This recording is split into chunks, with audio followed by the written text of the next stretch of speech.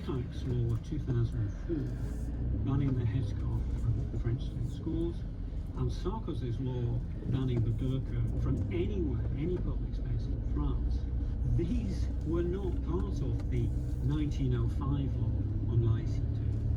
What's been happening in recent years is that the centre-right, under pressure from the far right, has actually been changing the laws on laïcité to deliberately make them difficult for Muslims to live with.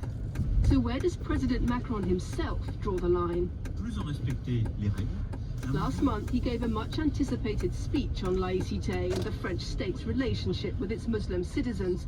The law, he said, was very simple, and the problem wasn't Islam itself. Dans la République, on ne peut pas accepter qu'on refuse de serrer la main à une femme parce qu'elle est femme. Dans la République, in the Republic, we cannot accept that we refuse to shake hands with a woman because she's a woman. In the Republic, we cannot accept that someone refuses to be treated or educated by someone because she's a woman. In the Republic, one cannot require certificates of virginity to marry. In the Republic, one must never accept that the laws of religion can be superior to the laws of the Republic. It's that simple. He didn't mention the headscarf once.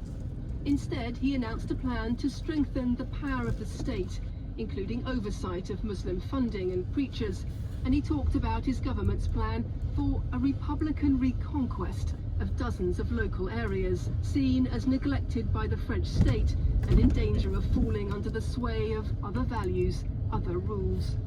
Among them, the 14th district of Marseille.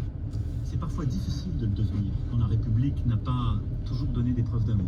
His approach to turn the cultural debate into an economic and legal one is backed by a recent study, which suggests that the growing appeal of radicalism here could be the result, not the cause, of declining French identity among children of immigrants, 40% of whom feel a denial of Frenchness. Saïd Amada, the MP from Marseille's Quartier Nord, says something else also needs to change. On a essayé de faire en sorte que la société française se retrouve à la... French society should be represented in the National Assembly, which is not the case. And it's the same in Marseille. It's a very diverse city, but only 5–6% of council members are from minorities. The rest are white and mostly men. If people don't recognize themselves in elected representatives, then some turn back to the values of their origins, their parents. Where the state is present, where it recognizes people as fully French, you don't get the community withdrawing into itself. But where there is a vacuum, something will come and fill it. There aren't many non-white faces in government here, nor on television, and religious symbols, including headscarves, are banned for workers in all public buildings. In fact, when looking for evidence of the diversity of France's citizens in public life, there's one thing that comes up time and again: football.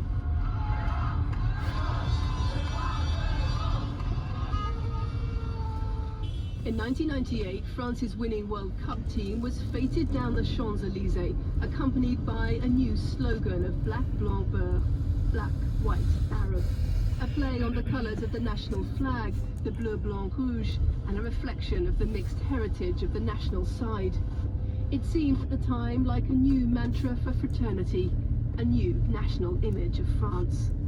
Ma réaction quand j'entendais Black Blanc Beurre, c'était ridicule pour moi. My reaction when I heard Black Blanc Beurre, it was ridiculous for me. I mean, we can't wait for a World Cup victory to see the reality of the French population. We can't win World Cups every day to remind people that French society is made up of different colors. Lilian Thuram was one of the players on the bus that day.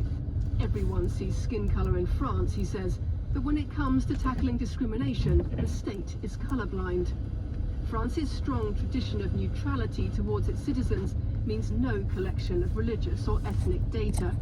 So it's impossible to see who's rich, who's poor, who's facing discrimination, or who's getting the jobs. Si vous voulez changer les choses, la première des choses, Vous collectez des informations. If you want to change things, the first thing you do is collect information which says these people are discriminated against more than others and it's not fair. But if you don't do that, it means it suits you like that, and that you accept some people are discriminated against. It means you think it's normal because they are not quite like you. They don't quite belong to the same group. Everyone knows exactly what's going on. And if you want things to stay as they are,